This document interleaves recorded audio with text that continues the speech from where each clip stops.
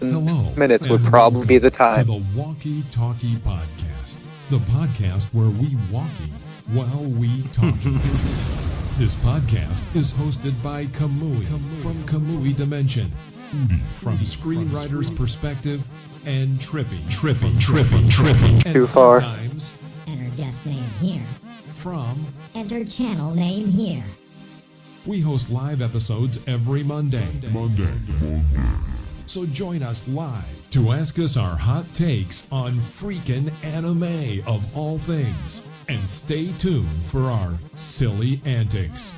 And of course, subscribe for more of Debate Lord Oodie. Oh, okay. Am I back? Did I cut out? What happened? A little bit, correct.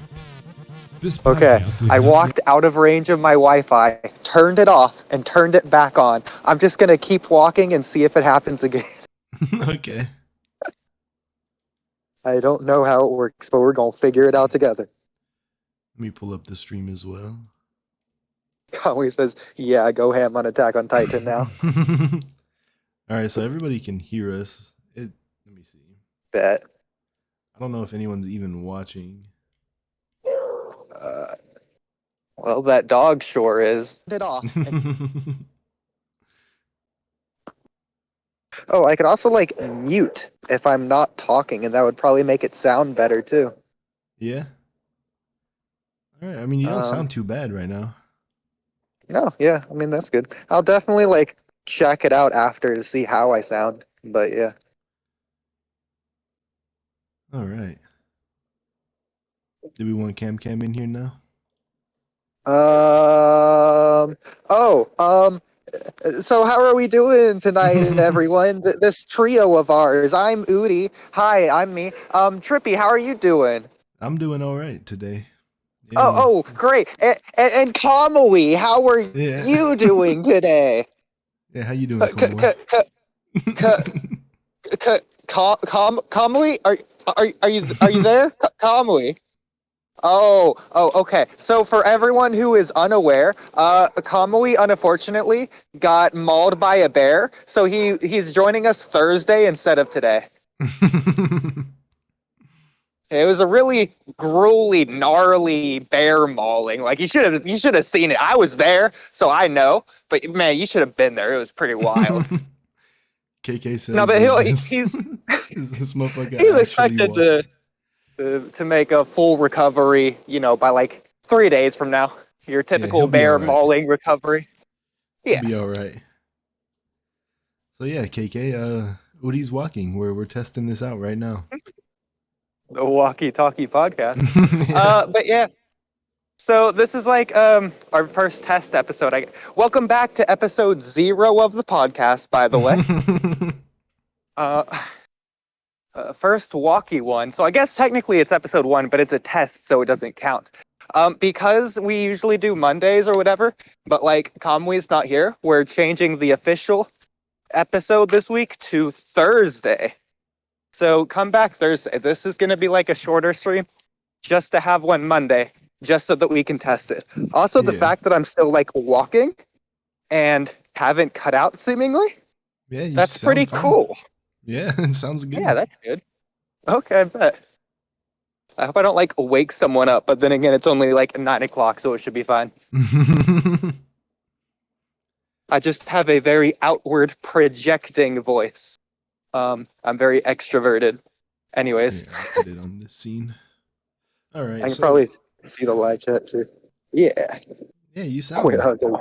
fine so far. Okay, cool. I just had like 3 cars drive by at the same time, so I really want to see what that sounds like.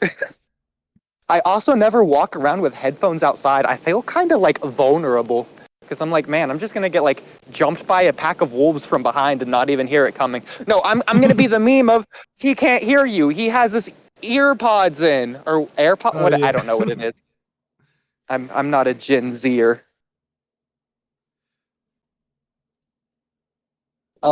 But yeah, assuming I didn't cut out because that's a constant worry of mine tonight. I guess we can have Camcam on now. Yeah, let me see.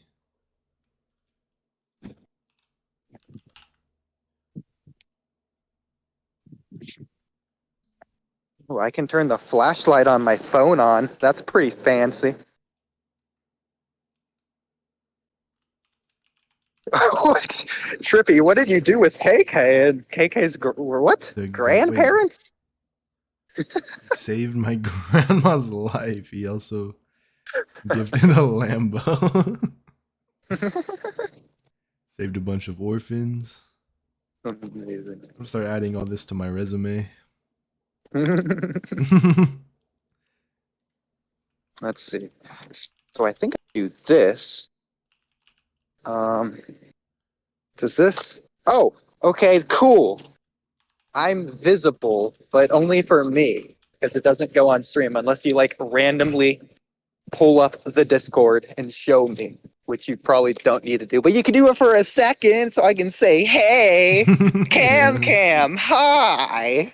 Hi. Let me pull up. So Camcam, why do you think Attack on Titan sucks? Okay, cool. Hold on.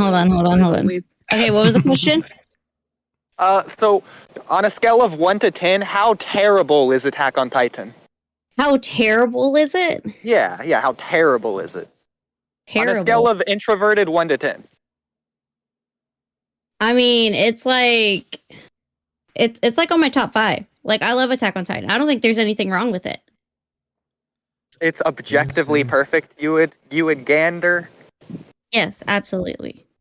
Interesting. And Well, I kind of know what happens in the end. I'm not going to spoil it. And I think the ending is fine too. So, you know? Well, as a anime only, I cannot say that I know that. But well, to be fair, I know like a few things. Y'all. But yeah, it's more like the execution than knowing what happens. Plus, it's probably going to be anime only anyways. Yeah. Okay, well, just jumping into it, I suppose the first thing we might as well talk about, since it's like the elephant in the room on everyone's mind in the thumbnail, the final chapters. What would you give, like, a rating to the latest episode? What's the scale? 6 to 12. Just to throw you off. 6 to 12. Just to throw you off. On a scale of 6 to 12, what's your rating on the new episode? Okay, I'll pick the scale. On a scale of 1 to 10, it's a 10. Oh, okay. The brand new episode? Yeah, it's like a 9 or a 10. It was really good, I thought. Yeah, it's like an hour long, so I think just objectively it has to be one of, if not the best episode of Attack on Titan. Yeah. So let's just say, best episode ever of Attack on Titan, I give it like a 4 out of 10. Oh, okay. 4 out of 10? Yeah. Girl, Yeah, I mean, it's the best episode of all time, so I have to rate it that high, to be fair. And Okay. now I'm curious about your actual thoughts on the series. Yeah, lay it on us. Okay, so the biggest problem that I have as a screenwriter would be the pacing. Okay, listen. Because I know Ultra is cringing right now because I just used the S word. But as a certified screenwriter who is coping by defending my point before I even make it by mentioning the fact that I'm a screenwriter, I just want to note that pacing is integral to any story, and a slow pacing will absolutely kill, as you can imagine, the pacing. And Attack on Titan has some pretty bad pacing, not only in terms of in general, but honestly, I don't even blame the anime staff at this point, because I heard leaks, can't confirm if it's true or not, but the last part was supposed to be the finale. It was supposed to wrap up all of the final season, which I think, ignoring seasons 1, 2, and 3, it would have been absolutely perfect if this final season, season 4, did wrap up, like conclude everything within the last season that we had, which is weird because we're like the 4th or 5th season of the final season, and the naming convention is so weird. Like final season, part 3, chapter 2, episode 1 and 2. I don't know, whatever. So I don't even know how to reference these episodes anymore. I yeah. would agree with that. I mean, I think I would hate to say that they're just trying to, it's just like a cash grab, but that's what it seems like at this point. It's just a cash grab. They're just trying to pull as much money as they can out of this project. So Yeah, a little bit. So It does I kind of think feel like that. for sure the final season should have been 2 cores. The first core, instead of leaving off like at the point where like they're about to attack Paradis, and then like Eren's like looking up at the ship as Reiner's looking down at him or whatever, like that ending. They should have ended either when Eren gets 360 no scoped, or when he like activates the rumbling. Yeah. And so also like another notable point in this leak to where that was the original plan, it's just the entire fact that the rumbling opening even exists at all. Like, imagine it ends the first core, it ends that half of the season with the rumbling starting, and then you get the new core, and the opening is the rumbling. Perfect. yeah, I would agree. I mean, like, I'm just wondering, like, what other projects are they working on to where they have to like break it up like this? If we're using that as an excuse, I think Jujutsu Kaisen, One Punch Man, Vinland Saga, Chainsaw Man. What else? There's probably like 12 more. Demon Slayer, probably. I think just like all of them. Like they're probably gonna pick up Naruto next. So let's just be real. Yeah. They got a lot on their plate. Yeah, so I guess that would be a good reason to break it up like this. But I mean, 6 months is just such a long time to wait, especially when fans have been waiting for so long. I mean, I binge watched it, so like the breaks in between didn't really affect me any. So okay, I got you. So just in general, again, I'm going to use the S word here. As a screenwriter, if I were to have made the series, I would have made it half as long, or realistically, like a fourth as long, and then just have it 2 different series. Because one of my biggest problems with Attack on Titan is it lost what it wanted to be. So if you look at the final, it's not final episode, but like the latest episode we got, so let's segue into Hanji's death here. Okay, spoiler alert for those who haven't seen it. Well, retroactively saying spoiler alert, but it's besides the point. Charging battery. So Hanji's an idiot. Cam, your thoughts? I'm already triggered, but go ahead. So Cam, why did Hanji have to die? Okay, well, it seems like somebody had to stay behind to fight off the Titans, to give them time to do the welding, fix the airplane, and take off. Because the rumbling was coming so fast. So Hanji did have to stay behind. So when you say one person, why was it? You didn't even say one person. You just said someone. So why was that someone delegated to one singular person?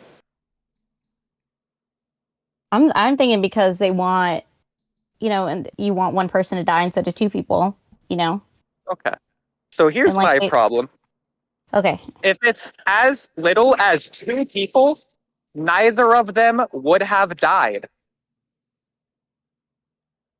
You just split the work up 50-50. Or better yet, 3 people, 30-33 or 33-33, and then like your clothes get a little bit singed, and then you're just fine. And then the same amount of work has been done. You're not engineers, so you're not helping on the plane anyways. So why did Hanji have to die? I mean, you talking about a little singed? Like, she got cooked. And so did Armin when he went up against one Colossal Titan. Yeah, when she chose to do all the work herself for like 30 minutes straight, instead of having anyone else just like tag her out. Like it's a shift at work.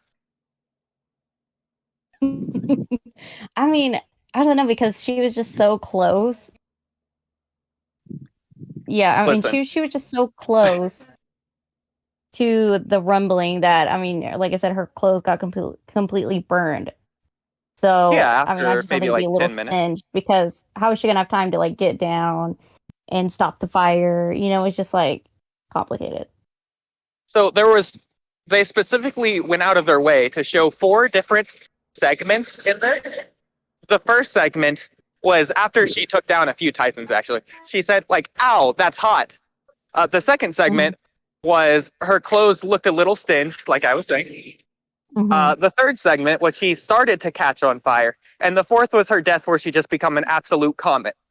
So really, after that first segment, why didn't she say, all right, Levi, your turn for 10 minutes, then I'll take back over in 10 minutes? And then they both could have just not died. Well, it wasn't her ODM gear that caught on fire.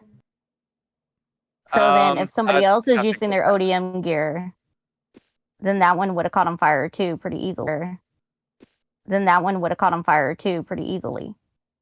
Okay, that's fine. So again, that would be the second instance rather than the first, which she knew because she pointed out how hot it was. So let's just say 4 people then. 25, 25, 25, 25. You get Mikasa, you get Hange, you get Levi, and you get freaking Armin. And those 4, every 5 minutes, they switch on and off. Like, oh man, it's hot now. All right, your turn. And so what's the problem here? I mean, I guess it wouldn't really be a problem. But when you... Exactly. I just feel like whenever... He probably wrote it because he was like, okay, I need somebody to... Sorry, it's really loud in my house. But you need one person to die. And to make the scene, like, more memorable, I guess. So maybe that's why. It's probably like 10 times louder at my, I'm going to say house, even though my house is the outside world in this case. But speaking on what you're talking about, it had to be written that way. I agree. So the whole point of Hanju's death was to give like meaning, to the sacrifice of little redhead dude that somehow, I guess, crossed the ocean, even though they took a airplane instead of a ship. But I don't understand that whole sequence. Honestly, I was lost during that like first half entirely. So I was like, how did Flock hang on to the boat for so long? My God. Yeah, so that's my confusion. Hold on. Before we even continue this discussion, what happened? So they took a slow boat, which was carrying the airplane on top of the boat, to somewhere else. So then they can fly the airplane, which I thought they were supposed to already fly. What? Did I miss something? Was it too long between the watches? Where did they even go? They went to the fort, but then the wrong fort. They went to the other fort. I thought so they had to go to the port because they needed fuel for the plane and stuff. That could be. And so everything they needed for the plane was at that port. That's why they ended up there, was my conclusion. I will say, I could have just missed it, being completely transparent. But I was paying attention, I was focused, I was actually watching the episode. I wasn't like watching it or anything. Okay. Yeah, okay. Yeah, that's fair. I have not watched it twice. And then I'm like thinking about it after the fact, so I'm like, I'm really digesting the material. And the fact that I'm confused, what even was happening is a problem. I mean, Trippy, do you have any ideas for this? Do you think the plane was out of fuel? Did they say that at some point? I don't remember if they said that exactly, but that makes the most sense on why they would need to put it on a boat, take it where they took it. It's so convoluted, though. And then my thing is, like, if it's closer to the fort they need to go to, then they spend less gas, spend less of their fuel. So that could be another reason why. The fuel of the tank that they only had half the tank because of Flock? Yeah, but before that, that's what I'm talking about. Like, because they're flying further away. They're flying from Paradis to all the way to that other fort. So they maybe didn't have enough fuel for the plane. So let's travel by boat to use less fuel, I agree.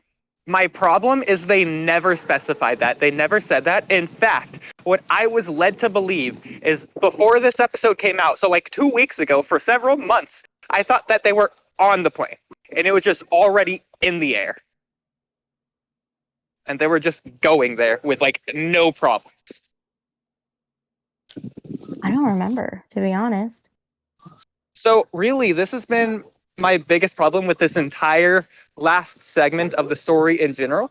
It just seems like problem after problem to delay them after the fact, because they don't want to get to the part that actually matters. They should have been fighting Eren like 20 episodes ago.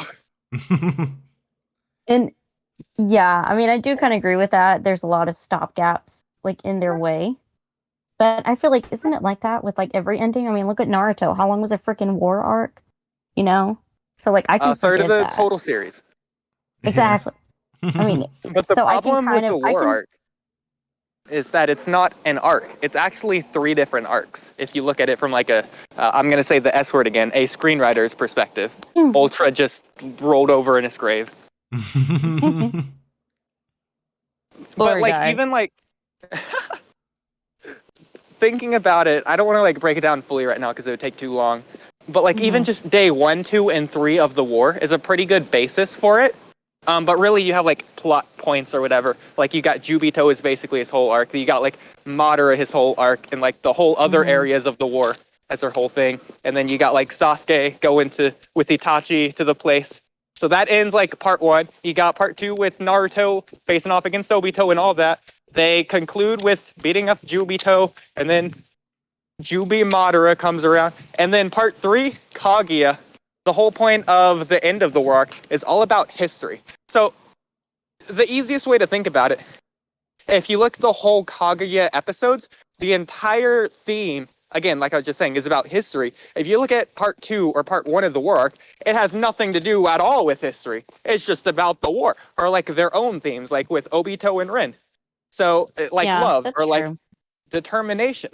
So the war arc, yeah, you can call it a war arc, and that's how it's officially called. I just wish it wasn't, because realistically, it's 3 arcs. You're going over different themes. Yeah, so it's almost like in Dragon Ball, how the Android Saga encompasses the Cell Saga. They're 2 completely different arcs with different stories, different themes, different character arcs, different messages, etc. But yeah. I mean, Makes sense. I guess I get that. But it's just like, to me, I'm like, I see that happen all the time in anime and manga, that it's like, okay, whatever. You know, you got different characters trying to fulfill their own roles. So you kind of got to put a bunch of stopgaps to get those characters to fulfill their goals and their roles in the story. So. Yeah. But segueing back to the whole thing with Hange, I guess. So again, the reason they wrote it in, because they needed the sacrifice so that it has importance. But they already did a sacrifice. That was the whole point with the 2 commanders going out, which I think was a much better sacrifice than Hanji's sacrifice, which didn't complement the material. It acted as a supplement for that first sacrifice. Yes? I mean, no? yeah, Maybe? I guess. Makes sense. Okay, cool. I will say, just to compliment it really quick, visuals were amazing. Animation with the ODM, gorgeous. The music, absolutely phenomenal, as always. Like, half of Attack on Titan's music is like the best music of all time. So it's got all that going for it. I'll give you that. And then the story at some parts is actually very phenomenal. I will give it that. Just very, very slow getting there. So,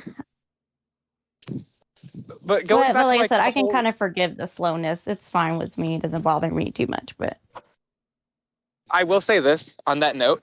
The problem with Boruto's pacing is it has pacing at all. Because it's objectively perfect, it should just never end. It should never progress. Ever. Shut up. I'm fine with being in the code arc for the next 100 years. No, I'd rather die at this point. God, the pacing is so bad in Boruto. I'm sorry, but I want to get into it on Thursday's pod, but the pacing is 2 to 4 times faster than it should be in the anime. It's absolutely ridiculous, and I have so many things to say on it. Yeah, I do too, but I'll shut up about that. No, it's fine. But my original complaint of bringing up Hange in the first place was I was saying that Attack on Titan lost what it was trying to be. So just comparing the two scenes, episode 1 to, I'm just going to call this the final chapter because that's what it's labeled. It's like the beginning to the end. At the beginning, it's all about like thematics of death. You see the purple flowers, you see obviously the people being eaten. But what I would specifically reference was Eren's mom when she got eaten. So you have your old dude with the blonde hair who sees the smiling titan and he flips out because like the smiling titan is the embodiment of death at that moment. And it's scary. It's supposed to be. There is no afterlife at that moment. They're like stuck in a purgatory of a haunting, unimaginable situation, having to fend for their lives, having to like run away. It's a survival situation. It's like an overwhelming force of nature that they'll never be able to overcome. Like you see the same situations in other nature things, like if there's a earthquake or a volcano in like a story, and that's the antagonist. So it's almost like the antagonist of Attack on Titan at the beginning wasn't the Titans, but like the overwhelming fear of death or just nature in general. But again, the specific scene in reference of Eren's mom dying is she tells Eren to like go away or whatever. Very like sacrificial, beautiful moment or whatever. And then after Eren starts going away, she says like, no, don't go, to herself. And she starts crying and covers her mouth with her hand. And that's really deep because that shows like real human psychology. So that's what Attack on Titan is promising you're going to be delivered. Comparing that with the final chapter, you have Hanji's death looks beautiful. He is on fire. Fire hurts. It burns. She looks like a beautiful, like a constellation in the sky. And then you have the pretty music as well. It's literally a chill version of the episode 1 theme. Well, it's almost like what not dubstep, but like the chill version, like the study music. I'm gonna say the study girl music. You know what I'm talking about? Those like looping streams on YouTube. Sounds like it belongs on there. So we're getting that music to one of the oldest characters' deaths. It looks beautiful, sounds beautiful. Again, not really much of a sacrifice. And then at the very end, again, it's a beautiful scene to where she's quote unquote in the afterlife or whatever, after she's already burned to death or whatever. She's not burned, she's like back in her normal body. She sees all the commanders and she's like, okay, I'm going to the afterlife now. What a great moment. Yes, it's a good scene by itself. It's beautiful. In the context of what Attack on Titan tried to be, it's almost turning it into an artifact of what it was originally known for. And so that's why I think Attack on Titan should have been divided into 2 different series. Almost like how we have Boruto now instead of Naruto Akipuden or whatever they would have called it. Because it is a different series, so it has more like less dark things in Boruto. True. I just don't. That makes sense in a way. I just don't think that would work very well. To be Why? honest, just dividing it into 2 totally different series, because I mean they did that with Naruto and Naruto Shippuden. But I guess I get your point because the themes that's in the only in the beginning and the end anime. are different. But In the manga, it's one story. Yeah. But I guess I always thought in the beginning that the theme wasn't really of death, but like I guess it would be not knowing, like it would be fear of the unknown or fear of like fear of being trapped and not being able to have that freedom. And I think those themes do carry to the second part. Comparing that to Hanji's death, they do know now. They know all of the mysteries. And in fact, we now know that there is canonically an afterlife. And Hange is in a canon heaven. She's canonically in heaven. We know heaven exists now as well as the audience. We know all the other commanders are there, which is funny because Eren literally called himself a devil as he was dying. So that kind of, if anything, contradicts what was stated earlier and kind of like loses the impact on some of the previous moments if you want to look at it like that, if you really want to be a stickler like me. Uh, I just think we what all have else? our own ideas of what the afterlife is. Well, yeah, So we do. it's like her but own version of the afterlife. Maybe it's not canonically heaven, but it's like her idea of the afterlife, which she maybe wanted, and so that's being projected to the audience.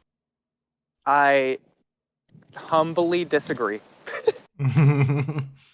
Um, just the fact that we saw it at all is the quote unquote problem. It's not a problem by itself, because again, I think the scene was very beautiful. It was a very good scene.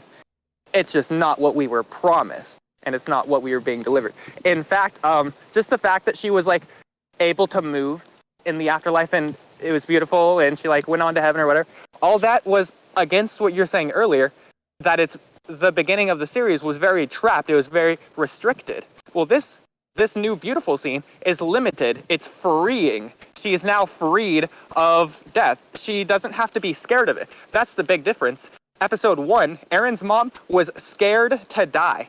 This episode, Hange not only chose to sacrifice herself, which goes against the entire point of the whole first season, I would argue, or at least a lot of it, but then when she does die, she doesn't have any regrets or anything. In fact, she knows it's a worthy sacrifice, and then she just, rather than being punished or anything, which is what she should have been, considering it's Attack on Titan, and that's what we were promised at the beginning, she was like rewarded with going with all her commanders to her version of heaven, if you want to consider it her version rather than canonical heaven.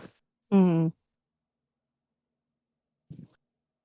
But yeah, I'm just like, I think maybe Isayama put it in there because it's kind of like, maybe it's what he was thinking, like, okay, maybe we need something a little happy because it's just been a total, like, sad, terrible time. So maybe we should give one of the oldest characters a rewarding finish.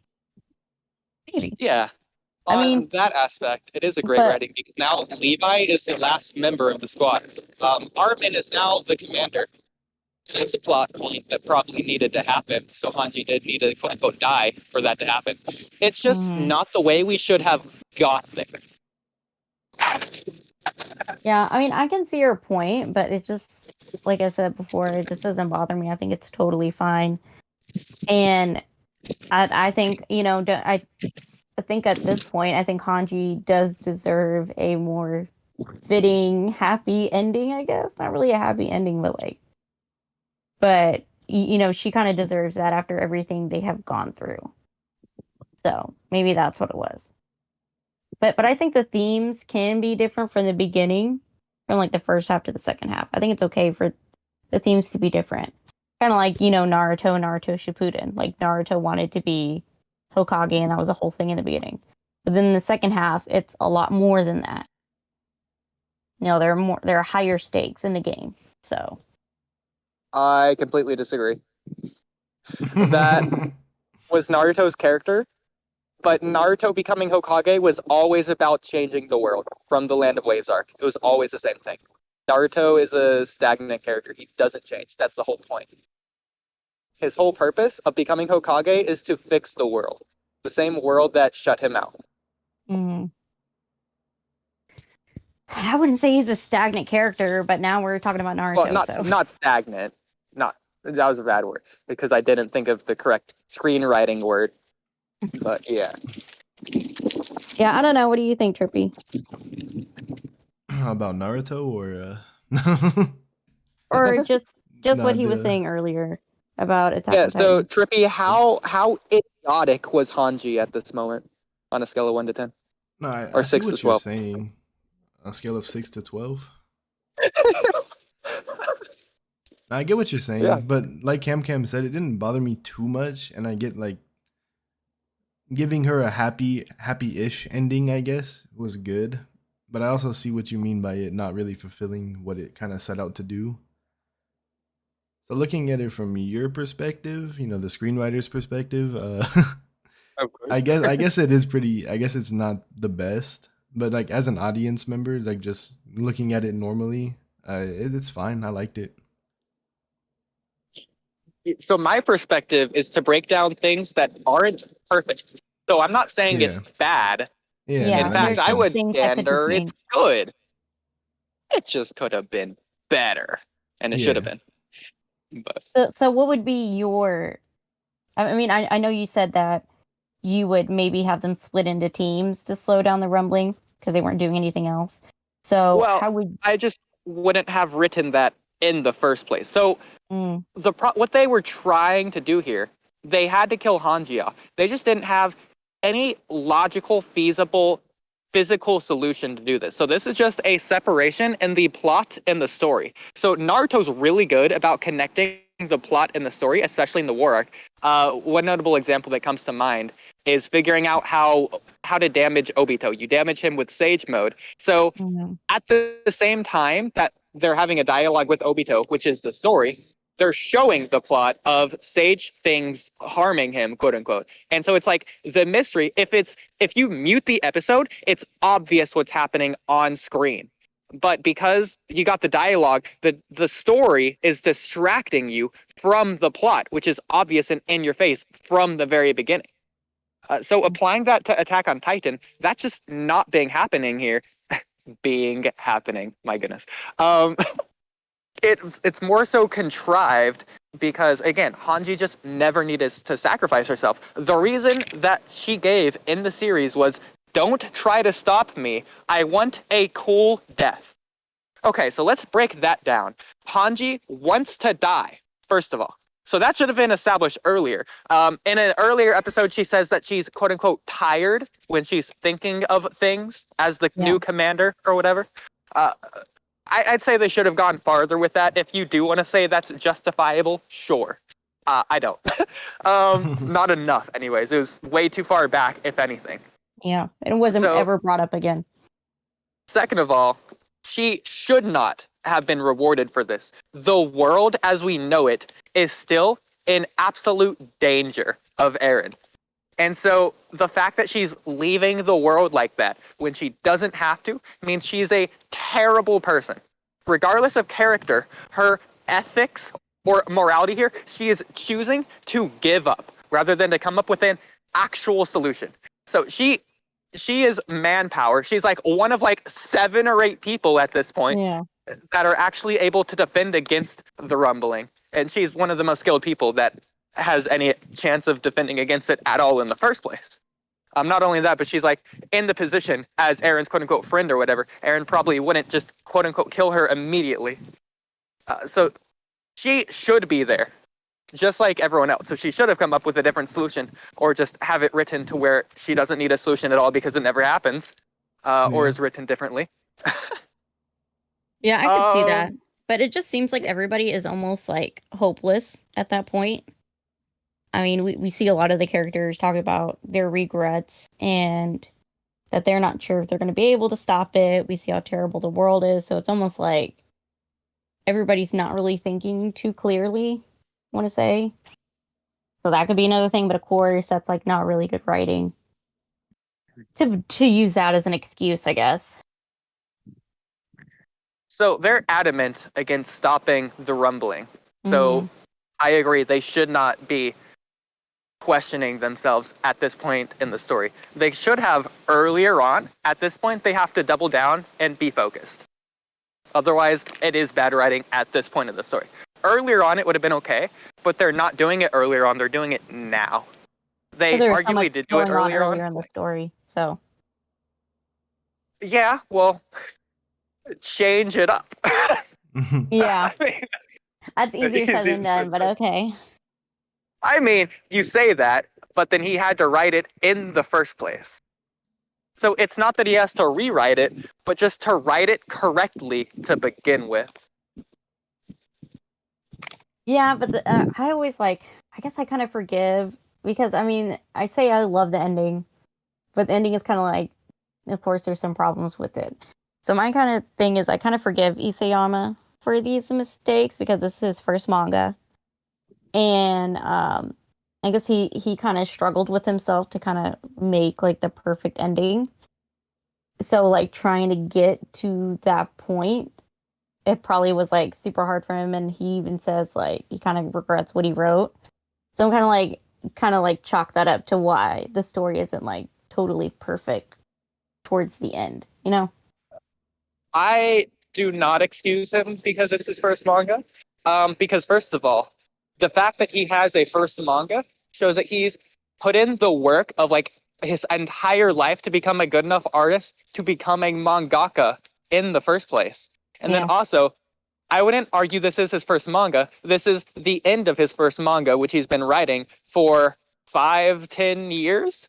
So he is not only a full lifetime of experience to become in the position he's in the first place, but then also 10 years of experience on top of that to write the story correctly. Boom. Yeah, but then when you see the conditions that the manga writers are like, I guess, kind of forced into, you know, you always hear bad experiences with them, and so that's why I'm like, oh, poor guy, you know, like, oh, that kind of sucks. So, of course, it's not a good excuse. You're seeing it from a screenwriter's perspective, right? So you're coming from that standpoint, where I'm coming from the like, oh, poor guy, I feel so bad for him. Okay, you're forgiven. So I'm like super forgiving when it comes to these kind of mistakes. So. No, I understand that. So it's okay to go, "Aw, poor guy." The problem with going, "Aw, poor guy," is it takes about 3 seconds to say that when he has a month to write the chapter. Per chapter. Oh, he did it monthly? Yeah. So over the course of all these years, monthly, and oh girl, that got some problems. So and Boruto is objectively a 10 out of 10. So that's the end of that discussion. Get out. All right. Well, I'm glad that we could have that talk. So I will say this: the reason that Attack on Titan should be split up, like I was saying earlier, I do have actual proof of this. Is the fact that Isayama has talked about his original ending, where yes, everyone does die. So that is the point of the series at the beginning, is for death. Oh, okay. Yeah. So they fail. He didn't specify where. I'm pretty sure the season 2 finale was supposed to be the original ending, and then they just all died there. But then they would have probably written it differently to where that whole big twist betrayal with Reiner and Bertholdt never happened. They were probably just normal people at the beginning, or at least. To some degree, it probably would have been different. I think instead of that random field, they would have been at the basement. And then in the basement, there would have been nothing of actual value. It would have just been some random thing. Or it could have been something completely different. Who knows? I don't think it was going to be Marley. Yeah.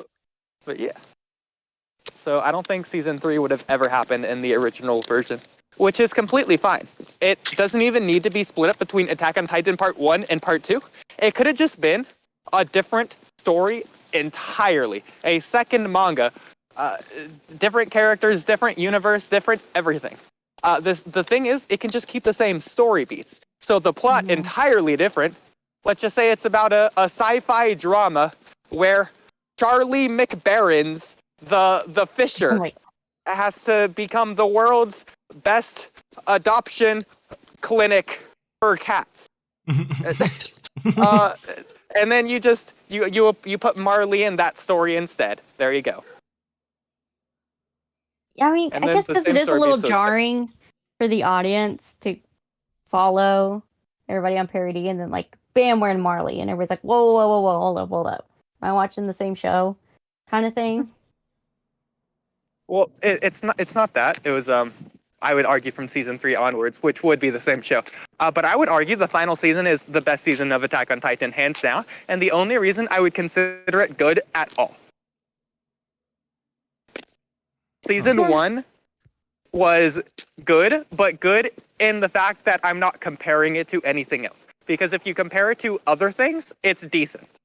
It's average. It's okay. Especially with the animation and everything. Everything is good. Character design, the whole point of making something and for something to be popular is because it's good. So the standard on average is probably like a 7 or 8 out of 10. But realistically, when you compare it to things, it's automatically you got to compare it to 5 out of 10. And so I would say comparing it is a 5 out of 10 when you compare it to other things, which means it is like a 7 out of 10 on average. Not comparing it. But yeah. Yeah, I mean, that's a pretty good rating.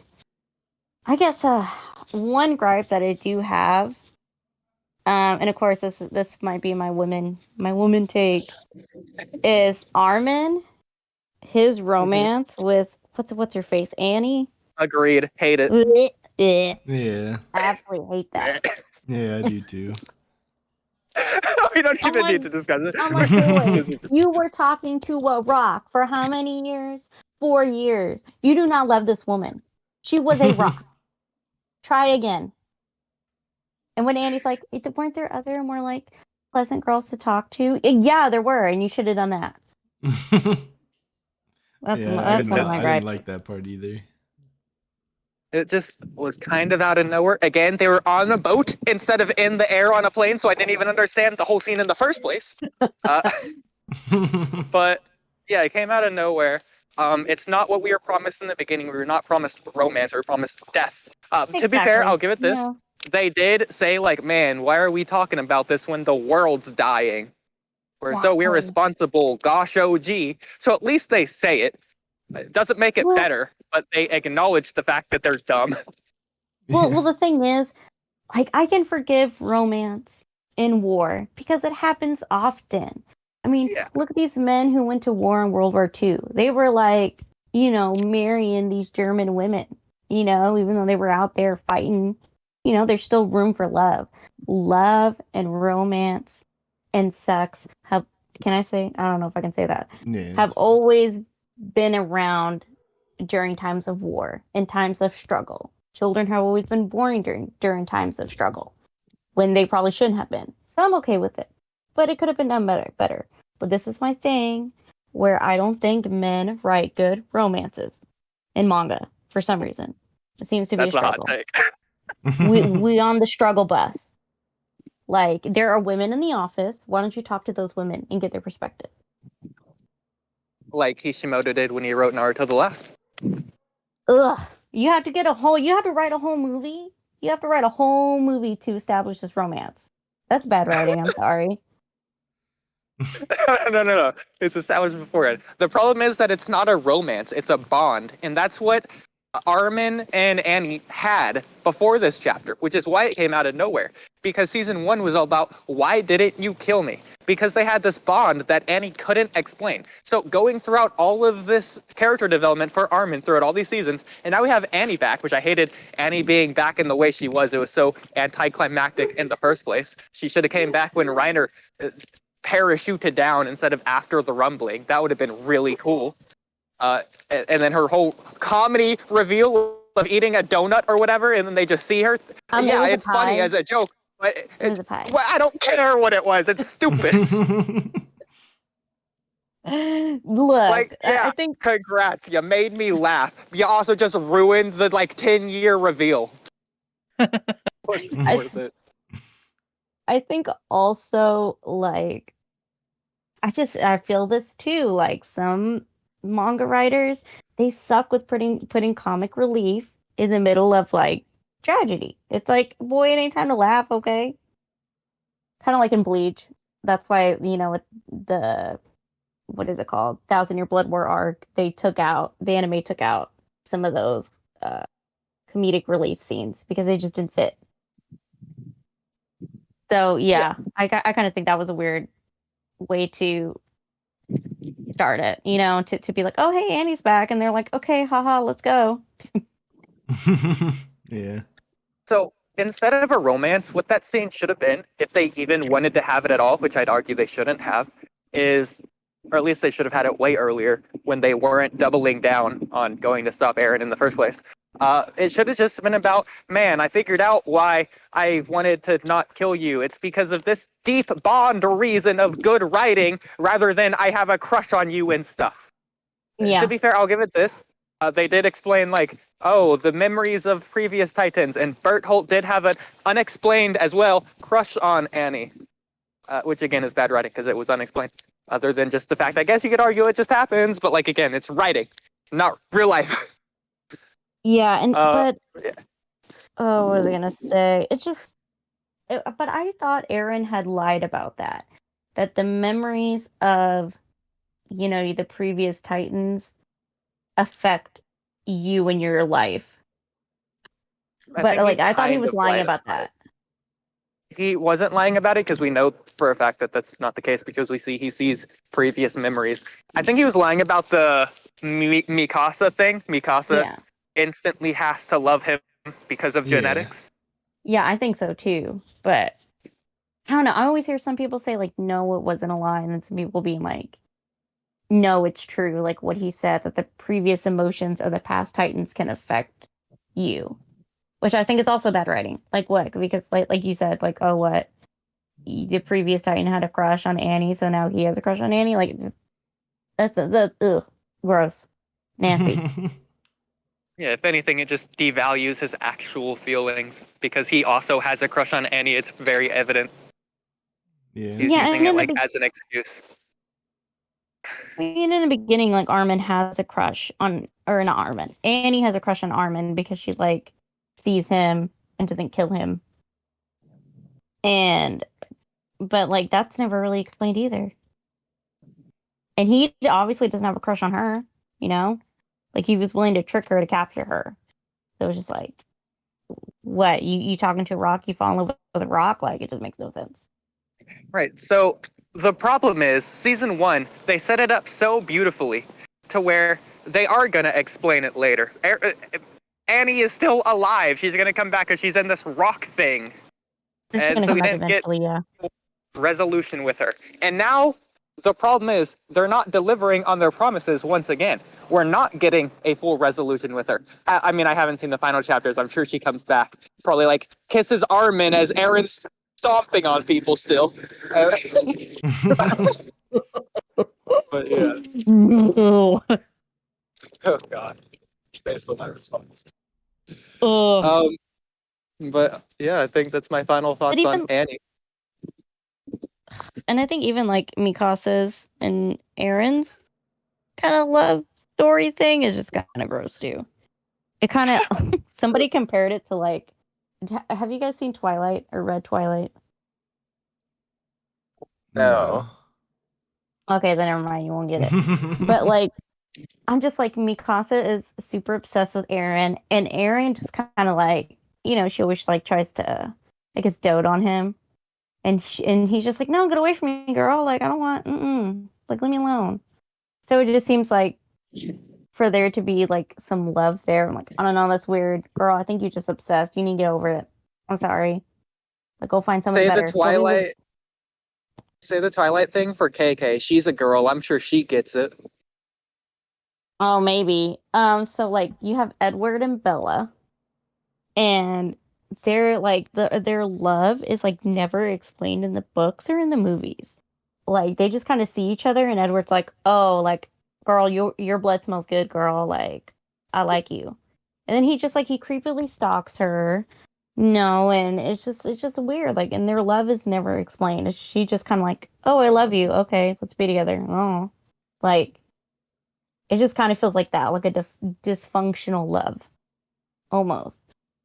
And I'm like, I don't know. It's just like I just don't like their love story either. Eren and Mikasa, just not explained properly. But I'm just like, you just don't know how to write a romance.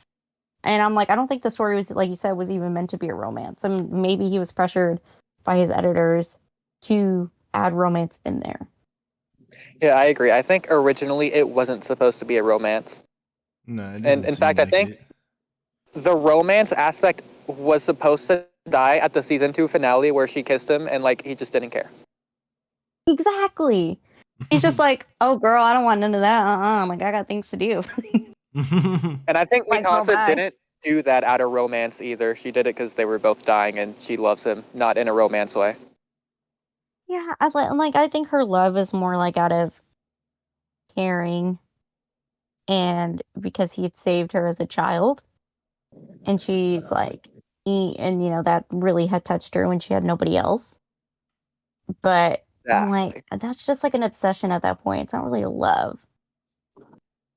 Well, that's just my take as a woman who reads shoujo. So, love is an obsession. I'd argue it is love. No, girl, no. You can argue it's an unhealthy love. Still love.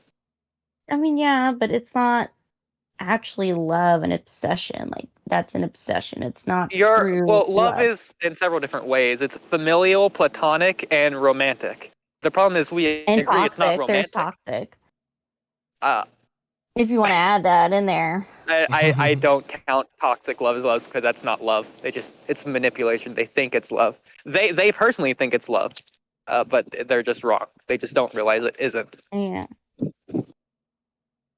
I know, but I do like you said, the animation looked good.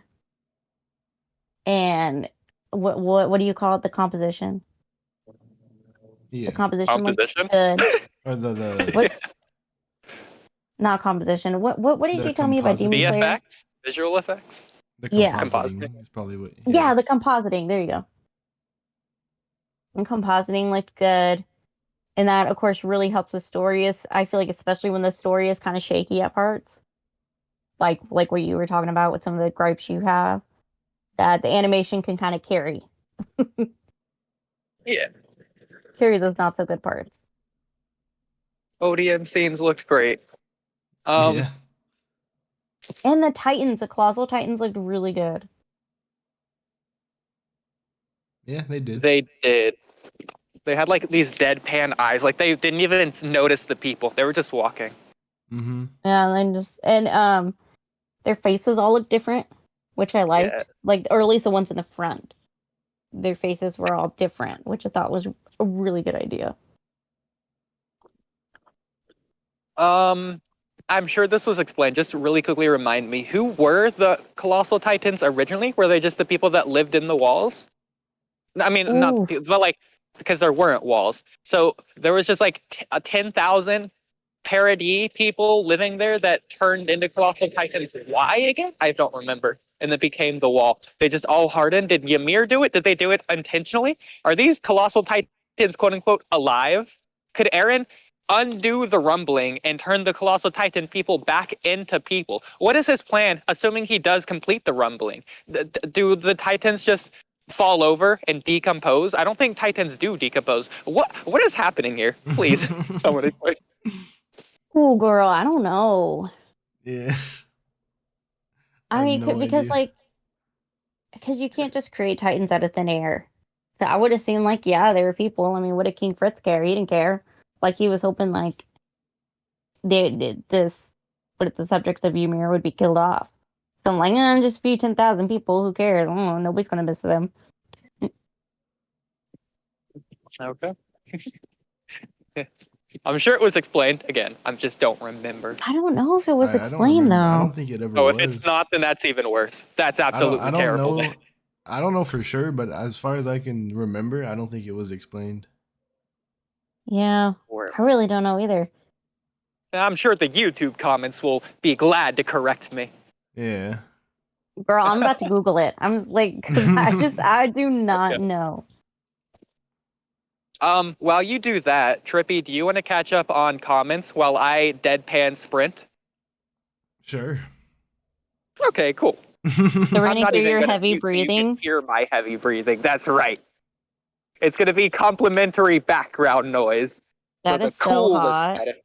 We love to see a man run. You go. Okay. So we got KK, who went on a rant, it looks like. He said, Trippy the GOAT, on God, no camp. Cab, this motherfucker saved my grandma's lives. He's also gifted a Lambo, saved a bunch of orphans. How could you not hate him? I hate Trippy. What happened here? He ran me over when I was walking down the street, and then Drip says hi. KK says, go away. Dang, girl. You gotta do me like that. ATG says, forgot today was Monday. What the fuck? Kamui became a girl. Or Bro, Kamui you- turned into a girl. How sad. He used transformation jutsu. Then KK says, what is this? Hi, yes, we can get a good deal of that. You have a good time at the end. I'm not sure what time it was. I just don't know how about you and me too. I don't want you to keep my eyes open. I don't know what that is. Girl, what are you talking about, girl? Yeah, I'm so confused. Man, we should have caught up on comments earlier. That doesn't make. I don't have any idea what KK was trying to do there. Okay, so this is on a Attack on Titan fandom website. Okay. And it says about the Colossal Titans. But it says there's a book called The Science of Attack on Titan that calculated that the number of Titans inside the walls was approximately 585,000. However, this book is not canon. Oh. So I can't find the number though. Yeah, people have done a lot of calculations. Like, apparently, the walls are, like, as big as Texas. I don't believe it. Texas? The walls themselves? Like, if you... That's huge. Yeah, if you can, like, stand on top of a wall and see the other end of the wall, it's not that big. It's a few miles at best. I mean, I figured it was kind of like a small island, you know? Yeah. Exactly.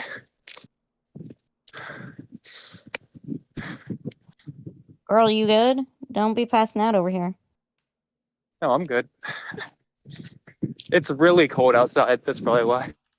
Yeah, it's freezing. I'm like, you ain't gonna catch me walking outside right now. I'll do cardio inside. Oh, God. Okay, let's see. I'm trying to... I can only find some stuff on, like, fan websites. Candy Lane. Oh, you can't see it. My phone's backwards. Anyways.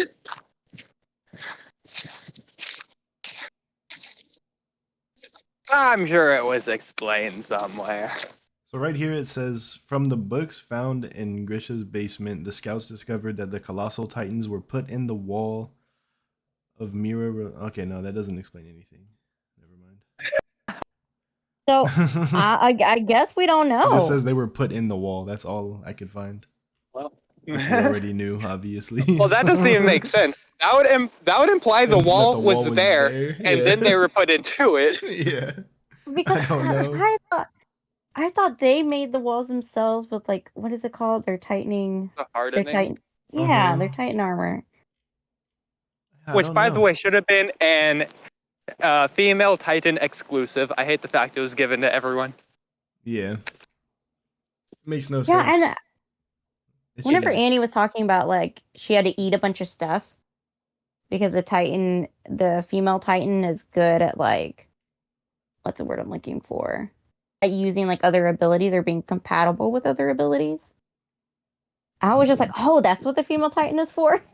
Like, I thought it was kind of like an attack Titan. I'm like, did I miss something? Like, I don't remember that. But thanks for the explanation, because I forgot, I guess. What is this? So here's... you guys are still researching. Go for it. Oh, you can talk. Go ahead. Okay. So here's another complaint really quick. We just suddenly shifted into this last little segment of going to try and stop Eren. Like, we had this whole, like, setup of a war, basically, in Paradis, with Marley coming over. We had, like, Mikasa and I think Armin fighting the Jaw Titan. And, like, all these other, like, 9 or 10 other battles within Paradis. All of it immediately stops as soon as Eren becomes the, like, big Titan. After that, like, all the enemies just disappear, seemingly. Like, all the battles just suddenly stop. And then they shift on to, like, completely different thing. It's like we're in a whole different dimension, basically. It feels like it's just a parallel alternate universe. I mean, isn't that kind of like what Attack on Titan timelines. is? It's like parallel universe. Basically. Well, it's not confirmed yet, but we'll find out, I guess, next episode. Oh, is that a spoiler? Girl, I don't know. That's just my theory. I don't know. It's fine. It's whatever. I don't care. Yeah, whatever.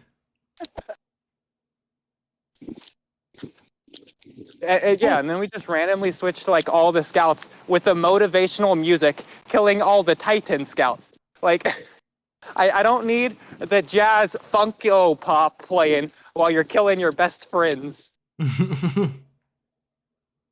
Oh my god, and people are like, yeah, Mikasa, slay, and she's like killing all her friends, like in the scouts. I'm like, no, it's not supposed to be a good thing. It's supposed to be sad. Like, it's quite literally compare, like, 3 episodes prior to where Levi had to massacre his whole squad when Zeke betrayed him in the forest. It's the same situation, played up on complete polar opposite ends. Yeah. Yeah. Hilarious. Super weird. And I'm like, no, it's supposed to be sad.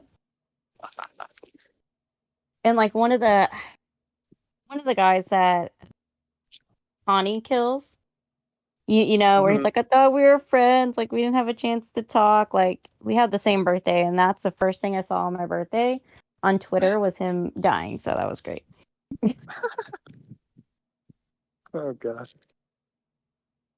So apparently this says that the walls were created by King Fritz as a threat to the outside world using millions of his people. He created titans similar to the colossal titan to create the wall. Yeah. Okay. Millions of Eldians joined together and hardened their skin to create the 3 walls all under the order of King Fritz, yeah. So was King Fritz controlling them, or did they all decide to sacrifice themselves? It said they joined together. Interesting. I'm just gonna guess King Fritz like made them with the founding Titan power. I guess, but like, I didn't think you could create Titans out of thin air. But I don't know. Yeah, I have no idea. It's weird. And that's the thing, like, Attack on Titan can get really confusing because so many things are happening at once that you got to be really paying attention to some parts. Otherwise, you'll just get lost. Yeah. Yeah. Well, I guess this is a good segue to talk about the rumbling. So Trippy, why is Eren correct? Oh no. I don't know. Why? What do you have to say about that? Camcam, thoughts? Why does the world need to die, Camcam? Genocide is not good, okay? I'm against genocide, okay? I am a good, upstanding citizen, and I am against genocide. So I don't think Eren was right. Okay, so Trippy, why is Camcam wrong?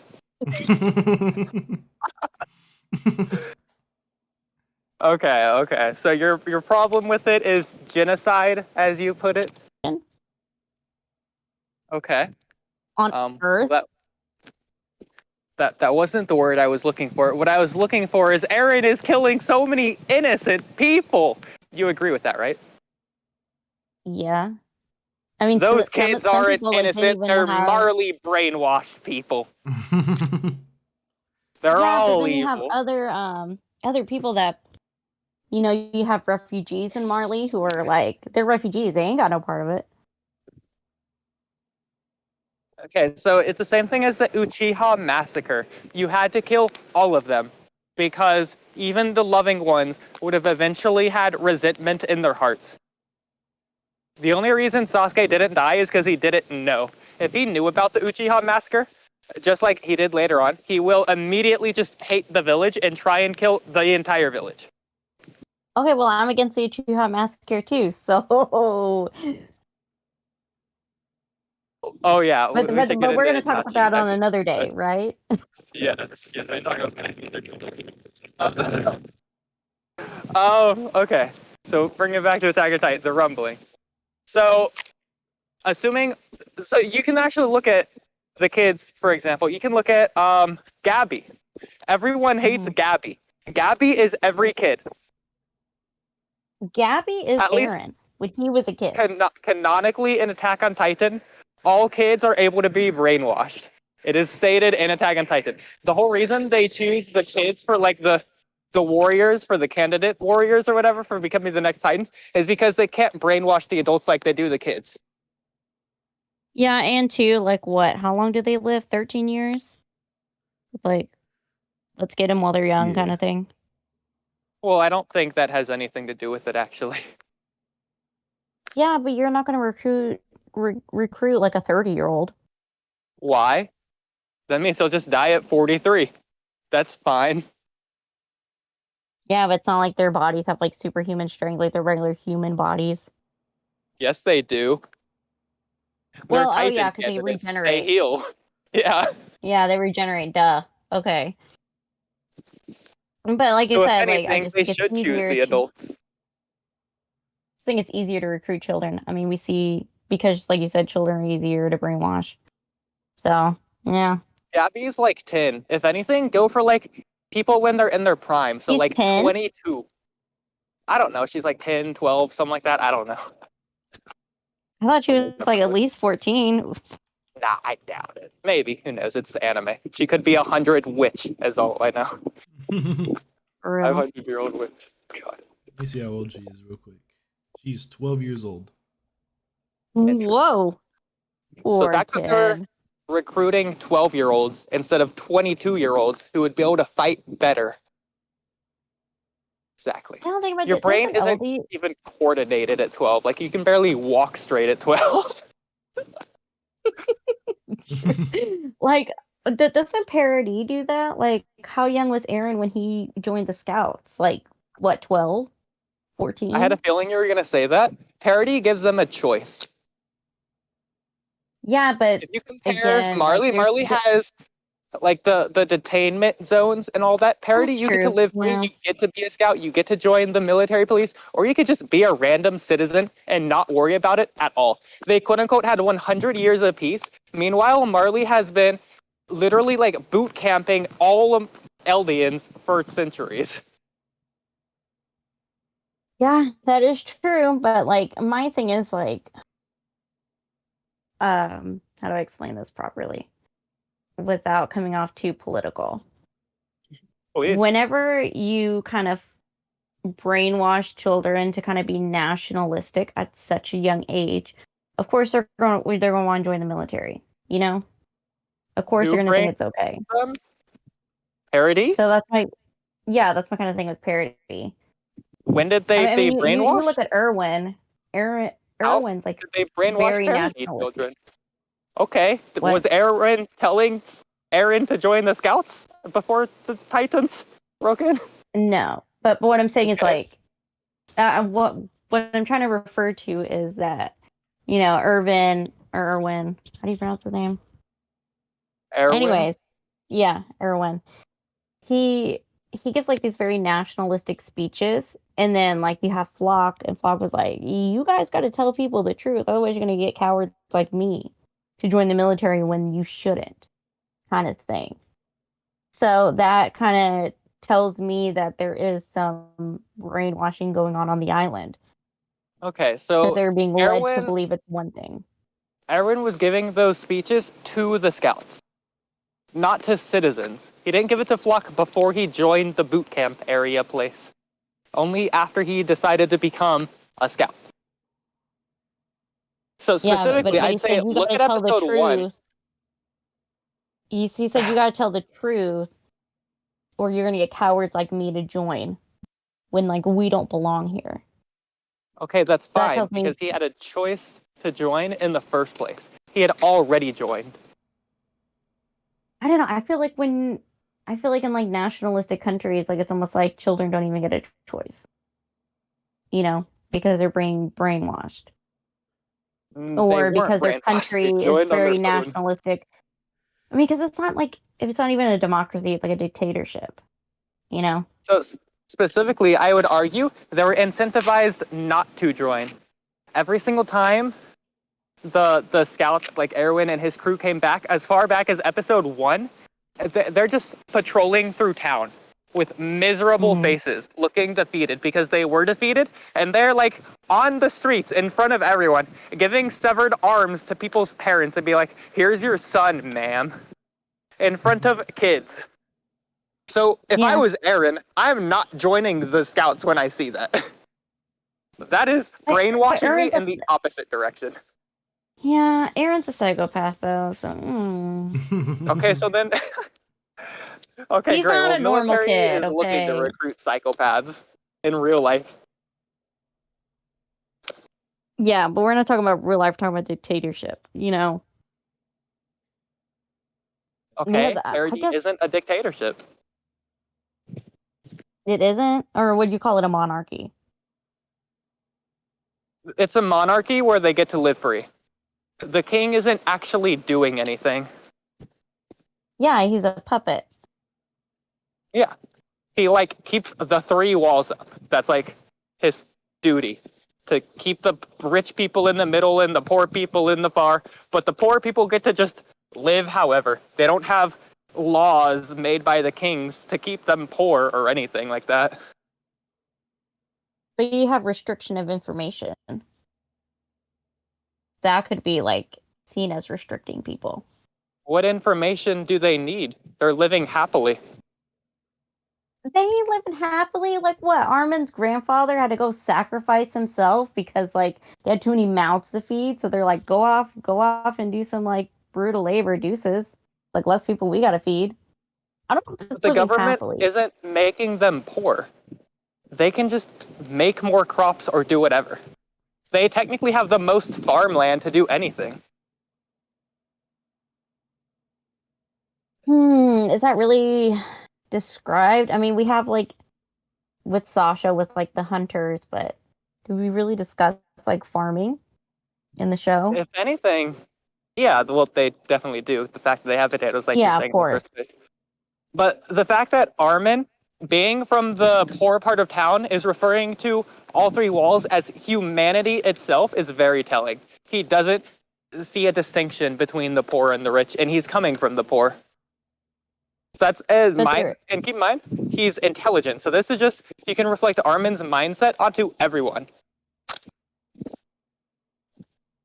I guess, but when you're seeing it from like an audience perspective, you can see a distinction between the poor and then like you do have like the people who were like, why are we giving handouts to all these refugees? You know, it's just so many mouths to feed. And then in the beginning, Eren is like, I don't want to take a handout. And Mikasa's like, eat it to survive, you know? Like, take it. Get over it. That's a form of brainwashing. So I don't think people are living happily.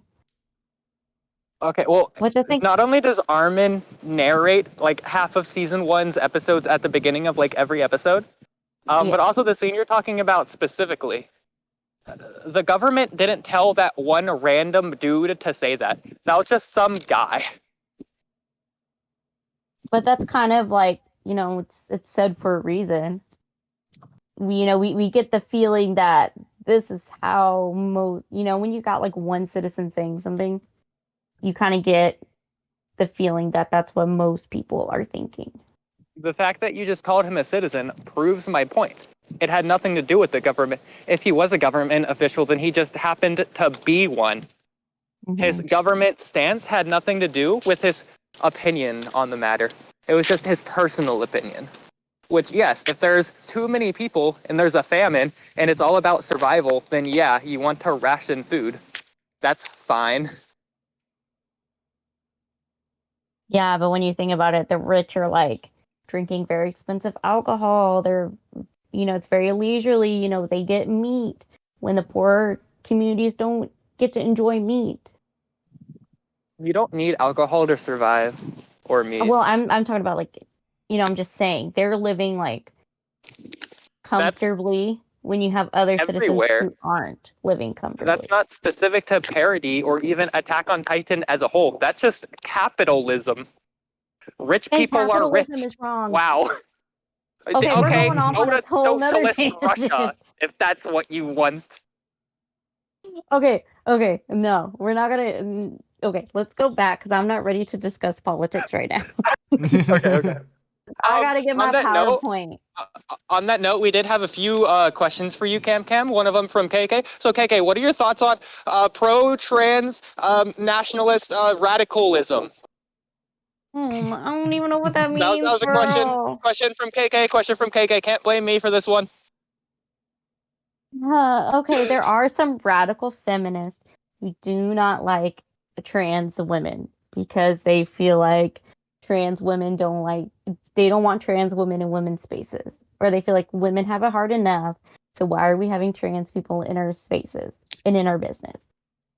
So I don't know if that's what KK is talking about, but I don't know. I don't believe in this radical feminist. I don't believe in turfs. I don't think turfs are good. So if that's what you're talking about, that's my opinion, I guess. Okay. So Trippy, correct me if I'm wrong, but what I heard Camcam say is death to all women. Okay. Okay. We did have another question, Camcam. What's your favorite camera? Okay, I have this cute little pink camera, and it's what is it by Fuji? And it's like one of those pictures that it's like a Polaroid camera. And it's my favorite, and I love it, and it's so cute. Because it prints out photos. Even though the film was really expensive, it's really worth it. You can print out the photo from the camera. That's how you know it's an old camera. I love those cameras. So It's cool. not an old camera. I got it like 5 years ago. Girl, Even have cooler. you seen the new Polaroid cameras? I got a camera. Does that count? I No. own one. Wrong. I own that camera. I'm going to send you pictures of these Polaroid cameras. They are so cute. And they're trendy. Okay. They're trendy amongst like the Instagram girlies. Do you record with it often? No, it's just like a point and shoot. Gotcha. I'm guessing KK asked that because your name is Camcam. Is your name related to cameras? What's the story behind that?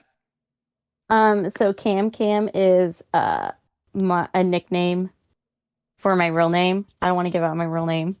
But Okay. because my real name is really unique, and so I'm easy to find on social media. Gotcha.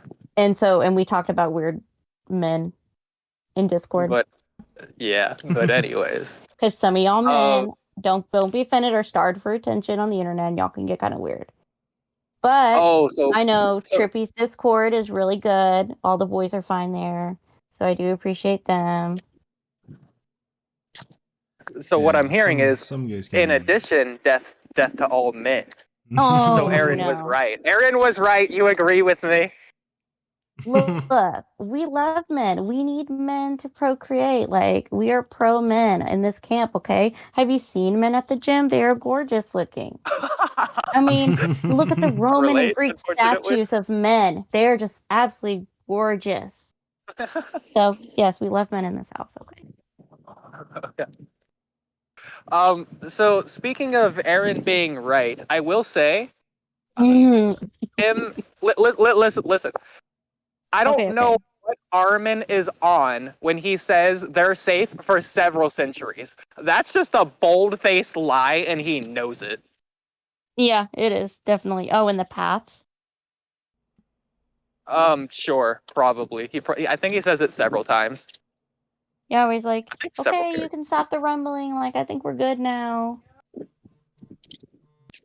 So not only is like Paradis, let alone Marley, let alone the rest of the world, already capable of taking down colossal titans on their own, but like now that they have this fire lit under them, I would say a few weeks to months, and Eren is screwed. The full rumbling, not the partial rumbling. Less than a year, Eren's being taken down. Oh yeah, I definitely agree. Like, I think they would be able, like, the lands that are left, it seems like there's quite a few countries that are left. They could just get whatever weapons they got and just go attack Paradis, like, no problem. Like, it took Paradis with no technology at all compared to the rest of the world, like 3 years to basically catch up and build a railroad for some reason as well. But then like thunder spears and like all these other things they built to put themselves on equal ground with Marley, essentially. But then Marley themselves... I'm like, would you be able to do that quick, like in real life? I think they have like those extra resources, like the crystals or whatever, so I don't know how much that helps. But they have like engineers and stuff, but the rest of the world does too. So the rest of the world, aka Marley specifically, has been already doing research and development for anti-Titan weaponry. They're already literally just soloing like every Titan. The Beast Titan, specifically the Armored Titan, which if you can get through armor, then you can just easily take out Colossal Titans already. So like Season 4, Episode 1, they're already doing pretty good damage against Colossal Titans. I'm not gonna say like 600,000 of them, but like if Hange, one person, can already take down a few, like the world 4 or is 5, safe. I think. Yeah, she took down a lot. Yeah. With just 2 Thunder Spears and then herself. And blades. Yeah. Yeah, and over the course of like 30 minutes where she chose to die. If she was switching off, then she would have just lived easily. And so you get like 100 Hanjis, and you give them like a week. They're taking out a few thousand Titans. You give like 1,000 Hanjis like a month, they're taking out all of the Titans. Yeah. Yeah, but the thing is, I'm wondering, like, wouldn't you have to train? I mean, it might take a little bit to train people to use ODM gear, but maybe not that long. And Well, to I mean, build they would Thunder probably just Spears. come up with something else. Like they could probably just develop a jetpack or something else. I mean, might as well. Because they buff up the ODM gear, like, what, in 3 years? Yeah. So, yeah. I mean, yeah, I just think it wouldn't be feasible to stop now. Like, it wouldn't be a good idea. Like, you wouldn't be safe. I mean, it's true, if you take out, you know, a big chunk of the military force, yeah, it is going to take a while to build up. Kind of like right now and with Russia and Ukraine. I guess Russia's struggling right now. But, I mean, they're getting weapons from China, supposedly. So, you know, they might be struggling now, but they're not going to be struggling further down the line, you know? Yeah. I mean, the rumbling is slow. So just don't take a stance in one defensive position and just move backwards at the same rate the rumbling is going on, and then you're safe. Yeah, kinda. Not only that, I don't know what Eren's plan is. Anyone underground is just straight up surviving. Yeah, but I would think of debris. I mean, of course, we don't know how hard their feet are hitting, but I would think like debris from above, because we do have people in underground cities. Have you You're seen the thinking OVA? of like one layer. Yes, I have. Okay, so you know what I'm talking about. Yeah. So, but you're thinking of like one layer and maybe like dirt. But like if you look at Paradis, I think they said that they can go like a mile underground. Mm. So, I mean, if Paradis can do it, the rest of the world can do it. Yeah. So yeah. already, I'm sure like all of the best scientists and government officials are already safe, regardless of if Eren's plan works. So I think Eren is, even if like no one went against him, and he just does the full rumbling, it's still just not going to work, and Paradis is still screwed. Yeah. I mean, I think so too. I think, yeah. I mean, even if like the rumbling were to complete, it's just not a good plan. I mean, yeah, you might save off some years, but like, if with all the scouts that have been killed, you got to build up the scouts to prepare. You got to build up the army in Paradis to be ready. So again, I don't think it's going to take years. Look at Paradis. They went from absolutely zero knowledge, not even able to take down like basic titans pretty much, to within 3 years, they're combating Marley, who has had hundreds of years to build themselves up. Similarly, Season 4, after Eren attacks Marley at the beginning of Season 4, we see within like a week to a month, Marley is already on the island disguised, ready to attack at any moment. And they thought it was going to be way longer. So yeah, that's true. They're already surprising Paradis with like 3 or 4 times quicker than the expected response. It's just going to happen here, but like with the rest of the world and even faster. Yeah. It's not a perfect plan. Not at all. Which I think a lot of, I mean, because what it was discussed in the beginning of like one of the last parts that, you know, that, oh, maybe the partial rumbling's going to help a little bit, but not for that long. Like, it's just, there's no, which I kind of think, I guess, is the series as a whole. It's like, there are no really hopeful solutions. Because if you weren't, if you aren't going to do the rumbling, what else are you going to do that's going to work? You know? So with the partial rumbling, first of all, Eren isn't a thing in that one. It's just the Colossal Titans. So he can't like stop the blimps from just flying over the Colossal Titans and going to bomb Paradis anyways. Second of all, if the whole point of the Colossal Titans and the partial rumbling is just to not crush people, then the people that aren't being crushed are going to survive, and then very, very quickly, I'd say a matter of days, figure out how to deal with the Colossal Titans. That research and development team's going to go ham, and within a week, all the partial rumbling Titans are going to be taken down, and then Paradis is done again. Yeah. I think so, but of course... not crushing everyone is the worst option. Yeah, but then with the anime, and of course in the manga, of course the anime expands on the rumbling more and makes the rumbling look better than the manga. It does make it seem like a really hopeless situation, and they have nothing else to do, that nothing else is going to work. So in the situation in the universe, it's a really hopeless situation for everybody else, but when you look at it from an outside perspective, you're like, well, technically, I want to really quickly note something. We don't have to talk on this for long. It's just something I noticed other people point out. Eren killed his grandparents in this latest episode. It was anime only, not in the manga. It was a 5-second scene. Yeah. But I just thought that was really cool. So first of all, his grandparents were detained in some underground prison as well. Because Zeke betrayed them. So they were taken prisoner for being a betrayal to Marley, which already proves that Marley is evil and needs to die. But then Eren's the Colossal Titans rumbled them, I'll say. Yeah, I mean, really cool detail. I'm just he pretty much coaxed his father into killing a bunch of people. You think he really cares about his grandparents that he never met? Ooh. Yeah, so I don't think he cares about them. I'm wondering, though, if his grandparents knew Eren. So they knew Eren existed, but Jaeger is a really common last name. So I don't know if they equated in their final hours that Eren Jaeger is their grandson, rather than just some devil from Paradis. Because they didn't even know Eren existed. They thought that their son died, was just sent to Paradis, and that he just died there. Yeah. So I don't know. I mean, I think maybe it would have been interesting to kind of see the grandparents and Eren kind of meet. But, I mean, it wouldn't.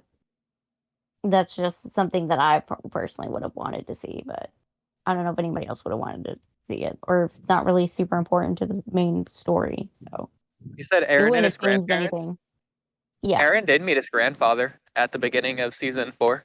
Yeah, but not oh, hey, I'm your grandkid. Oh, yeah. Okay, I got you. Would have been really cool. I didn't even like know. The way they did it, though. I was like, who were those people in that prison? I didn't even realize that those were his grandparents. Yeah. I was like, okay, just random people being kept in prison. Okay. And then somebody no, those are his grandparents. I'm like, oh, my bad. Okay, so if we're talking about if the rumbling is a bad plan for you think it shouldn't happen, you don't agree with genocide, even though we've already established, first of all, that it's natural for kids to be brainwashed, and so every kid is brainwashed, so every kid is just as bad as the rest of the adults in Marley. If we assume the rumbling is bad, here's why I would say so. Not because of humans, but because what about all the deers and the raccoons and the bunny rabbits and all these other things, the plants, everything that isn't human is also going to die. So those poor things that pose no threat, unless you account in hundreds of thousands of years, maybe bears are going to evolutionize to be able to fly and then attack Paradis that way. But so that's my first contention with Eren's plan. My second contention is so you're one of those vegans that cares more about plants and animals and children? Okay, got it. No, because those children are going to grow up, not even grow. Those children are just going to basically immediately attack Paradis the same way that Gabby killed Sasha. But think about the poor dog. Okay, but the second more serious thing, other than literally all life, rather than all human life being exterminated, is the environmental impact. So you're killing all of the trees and plants that produce the oxygen that you breathe. Is Paradis even going to be able to survive? And then, like, what about other impacts? Like, maybe acid rain is going to be a thing now because they're destroying all the buildings that have fuel and stuff. So all that fuel is going to get into the rain. And so then Parady's going to die that way. And so then all their crops are going to die as well. So they're all going to die from starvation if the rain or air not being existing doesn't kill them. And then what about global warming? The rumbling titans are very steamy hot. Yeah. I'm sure they're gonna burn to death regardless if they're on the other side of the planet. The polar ice caps are gonna melt and then they're all gonna drown. Yeah. Or the air is gonna become too unhumid and they're all gonna get chapped lips and die that way. I don't know. But I'm just like, yeah. And that too. But I'm just like, Eren is just so stupid. I don't like Eren. He's just like, I'm just like, dude, can you think things through? But, you know, we're seeing in the anime that he isn't very selfish. You know, like, he may, of course, want to protect the people he loves, but he's also doing it for selfish reasons. And those selfish reasons kind of cloud his judgment. So I'm just like, dude, that's not a good idea, you know? I mean, I get that you want to call them innocent people, but no one Eren has killed would be considered innocent. They are his But what enemy. about the babies? Not from his mind, the but from their mind. Okay, so let's take this stance. The people in the native Alaskan village that don't even know outside humanity exists. Let's just call them, like, Paradis 2. They're surrounded by a wall of titans too, isolated from the rest of the world, like China in the year 1200 or whatever. I learned that in AP US history, or world history, I should say. I took a lot of AP classes. Anyways, we can tell. So China was isolated. Let's just say the Zhang dynasty exists in Attack on Titan. Yeah. Okay, well, as soon as they go outside the world, they're gonna realize there's so many footprints around and, like, all these bloody corpses and, like, skeletons. What happened here? Man, let's go find out. And so then those Zhang dynasty Alaskans are gonna fly over to Paradis as soon as they figure out. They're probably gonna have other technology, and then they're gonna be a threat in, like, 1,000 years or 100 years, because I don't know how developed they are. And so these innocent people are gonna realize that these people are devils because they genocided the world. So they gotta go too. They're a threat too. Once Eren's dead in, like, a few years, he's not going to be able to protect anyone. Yeah, that's true, too, because, like, he has a founding titan. So at that point, you're screwed. I mean, you still have somebody with royal blood, but you ain't got to sacrifice. You don't have anybody to eat, so what do you do then? Because how many years does Eren have left? I forgot. Oh, only, like, less than 5, I think. Yeah, it's pretty bad. The only people I could imagine Eren might wanting to save is all the Eldians that were, like, left in the detainment zones. But even those people, I'm sure. He them too. He curb stomped them too. Well, to be fair, I feel like that was more collateral damage. He wasn't aiming for them. Collateral damage, these people. Oh my god. But even then, I don't know if he would think that they would be mad at him or not. Like, if they weren't crushed, would they then want to take out Paradis for, like, a world genocide? Who knows? Yeah. And then they can become titans, so then they're dangerous. Yeah. Because you also have to consider, after this, there's not going to need to be any scouts or training or anything. So there's not going to be new recruits, and all the people that are currently recruited are going to get rusty. They're going to put up the old equipment, so even if they aren't rusty, they're not going to be prepared. They're not going to be ready for an invasion or an attack because they're living peacefully, eating potatoes all day. And so it's not going to take it's not going to take some big invasion force of overwhelming power or technology to take out Paradis. It's just going to be a quick invasion from the outside, and then they're all just going to be done. Yeah. And that's what I think. I'm just like, the whole idea of the rumbling is kind of, it's not a good idea. It just, there's just so many what ifs that I can see why that kind of takes people out of the story, you know? Yeah. Even just, like, looking at Sasha's death, she died to a kid with, like, a very old musket, And she was in her gear, all her fighting equipment, both offensively and defensively, and she still died like immediately. She had absolutely nothing she could have done. I don't know. And Gabby's so- good with a gun, though. I mean, she shot Eren's head clean off. Yeah. I mean, whatever. So that's not the point, though. The point is, if one kid can take out one of Eren's 10 closest friends, you only need 10 people alive in the world to ruin Eren's entire point. So everyone has to go. If Eren leaves 10 people alive, then what is the point of killing the other 99.99%? Because those 10 people could just kill the 10 people closest to him. I mean, yeah, that's very true. And I can see where you're coming from, but I'm just like, that might be what Eren wants, but when you look at his friend's perspective, they're like, I don't want that. They're all very adamant that they do not want genocide. His closest friends, at least. And so I'm just kind of like, Eren, if he really loves his friends and he really wants to protect his friends, shouldn't he get their opinion? Because otherwise it's entirely selfish, which we already know is the case. But if it's something your friends don't want you to do, then maybe you shouldn't do it, Okay, but if I'm looking at Eren's perspective, 99% of Paradis also agrees with him. So if I'm Eren, my friends do agree with me. But then he also says, I want my friends to live long lives. And that's one of his reasons for the rumbling. But if he really, truly cares about his friends don't want that. And so it seems like he values his friends' lives over everybody else on the island. He values their opinion more.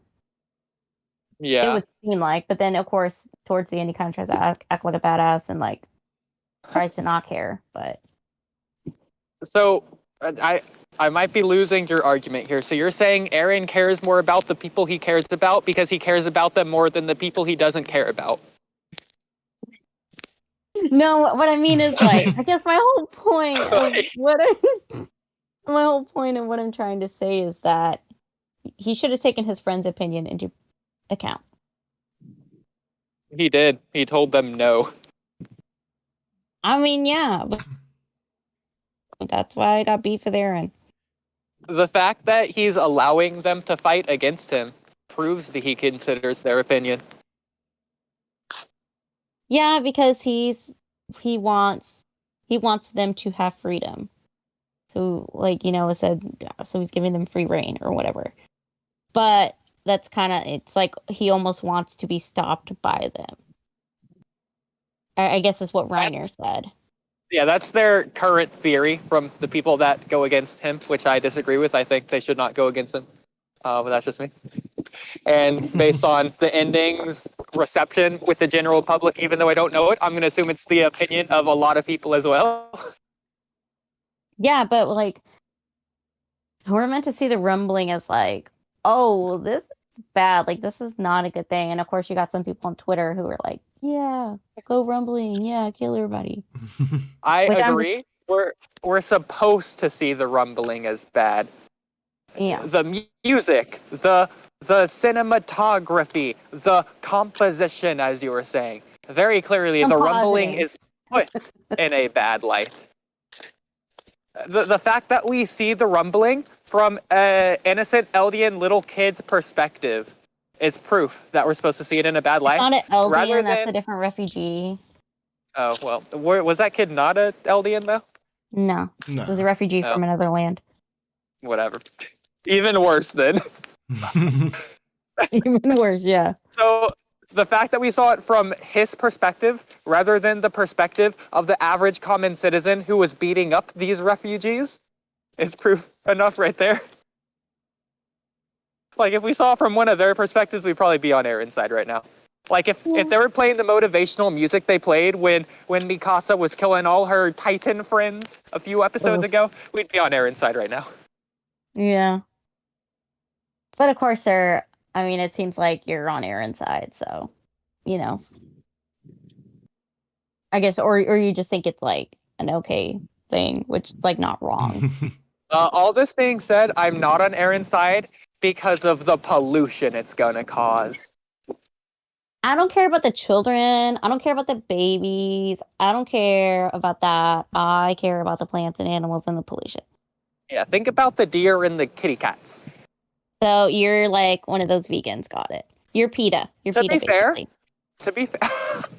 to be fair, the birds probably live, and the sea life what are the birds gonna probably eat? live. I'm sure all the insects The sea are life. dead. The birds eat fish. Even Some birds, Annie not was all like, "Yeah, birds. we're gonna be eating fish for a while." So yeah, the fish do live. But don't they walk in water? The colossal The titans? colossal titan, they swam on top of the water, like towards the surface. I'm like, So if they're wouldn't all that crossing an steam ocean, like make the Well, temperature in the water rise, and then wouldn't it be good for the oceans fish? are pretty big. So I'm gonna say it's like a rubber ducky in a pool. Mm. Yeah. Well, and then like you gotta. This is a stupid example, but I think of like the rubber duckies that have. Rubber ducks can get mold in them, so that's why you should throw them out like periodically. Okay. And they pollute the bath water, and then the babies will get sick with mold. So Are you just telling me this advice, or are you like analogizing? both. So if you have Okay. rubber duckies, go throw them away, please. But so what I'm trying to say is that like if I would think that it's gonna make the water temperature rise, which we already know is like I guess happening in some areas, which isn't good. So I would think the fish would die at least in that small area where the titans have been swimming in. Right? It's possible, but I feel Or like would like the temperature just disperse and like even okay. out? Well, actually, I have a real life analogy since you were bringing one up. Whenever I boil a pot of pasta, man, that is a phrase right there. Try and say that 10 times fast. Whenever I do that, you get like moths and stuff that are flying in the air. They will just naturally avoid the hot water, like the like steam, and just not go anywhere near the steam. Because if they did that, they would die. I don't know, so girl. they don't have you been in Texas during the summer? What? If No. you're not careful, those gnats will fall in your cup of coffee. Those gnats will fall in your pasta water. Okay, so my analogy doesn't work, I guess. But like from what I've seen, they don't even touch the seam because they don't even get close because the surrounding air is hot enough to where they know. I don't know. Them gnats don't know nothing. So the fish would just like realize the water's heating up, or really they would just see the colossal titan swimming at them slowly and then just like swim it down and then be safe. Or realistically, they would just not be on the surface and be like 1,000 feet underwater and never notice the colossal titans in the first place. But yeah, And some fish, maybe a few some fish fish. died. It's Yeah. possible. Yeah. Oh, you know what? I do also have to say this. Steam rises, hot air rises, and so because they're all on the surface, I don't think the steam like was under the water. I think it was all on top of the water. So I don't even know if the water itself was heating up beyond like where the colossal titans were specifically. Like they might have been evaporating the top layer, and then like everything else below it was completely normal. It's possible. I don't know how science works. I need to know if somebody has thought about this. I need a what are they called? Not biologist, marine biologist. I need a marine biologist's perspective because now I have to know. I have to know: do the fish live? Would the fish survive? Because if you can't even eat fish, then you're definitely screwed. Okay, well, I think that's pretty much most of what I had to say on the rumbling. Is that all that you had to say on the rumbling too? Yeah. Trippy, do you have anything to say? I'm sorry. I'm like, No, I never know when to shut up. So. Nah, yeah, that's good. I think we covered it. Okay, so here's my question, Trippy. Since I'm going to call this a heated debate, even though it didn't get heated, but let's call it heated for the sake of views. Okay. So I presented my radicalistic standpoint of Eren was right. The rumbling should have happened. I don't think it was a good plan. I don't think it's going to work, but I think he should have done it. And Camcam thinks that Eren should not have done it. They should have done a partial rumbling, and that would have led to the best outcome for the world / story / whatever. So my question for you, we presented pros and cons, and I think you agree there are both pros and cons. My question for you, do you think that the pros outweigh the cons? What do you think? Do you think I'm right, Eren should have done it, or do you think Camcam was right and he shouldn't have done it? Well, I think something had to be done no matter what, right? Like, yeah. So I don't know. Maybe the partial rumbling is the answer. Do you think it would have worked? Like, if you had to give like a % chance of success. I don't know if like any of it would have actually worked because there's so much that could happen afterwards. I mean, maybe Isayama just wrote himself into a corner at this point. Maybe. Yeah, it's very possible he had been writing this thing for like several years at this point. He was probably just done. He's like, I've made enough money to open up a spa. I think I'm good. Okay. Yeah, well, I do think something did need to be done. Yeah, something definitely had to be done. I don't know about wiping out the entire world aside from from just like parody, but something had to be done. Now, whether I agree with it or if it would realistically happen in universe, I will say, if he wanted to, from a narrative perspective, he absolutely 100% could have written the partial rumbling to just straight up work. And it just delays everyone for centuries. Like, in fact, I'm confident in saying if Eren did do the partial rumbling, that is the route he would have gone. Regardless if it contradicts anything, regardless if it even makes sense, I'm sure that's how it would have been written. Like, we would have got a final chapter of, like, the narrator saying, like, hundreds of years later, the rumbling, partial rumbling still exists. They've taken down 2 of the colossal titans, and they just can't figure it out. And Eren lived happily ever after. Well, I think Isayama wanted a happy ending like that. Like, I'm not going to say what the ending is, but, like, he wanted a happy ending. He wanted a happy ending, an ending where everybody dies, or, like, an ending where, or, like, the manga ending, the one he ultimately went with. So there's 3 possible endings, so. But then I think he said that the happy ending, like, everybody lives and yay, like, it just didn't fit with the story, which I don't think it would have fit with the story either. It wouldn't have.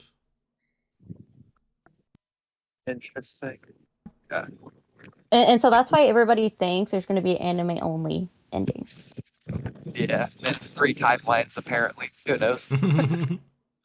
But yeah. And because have you... Oh, go ahead. Real quick, have you guys seen the school cast?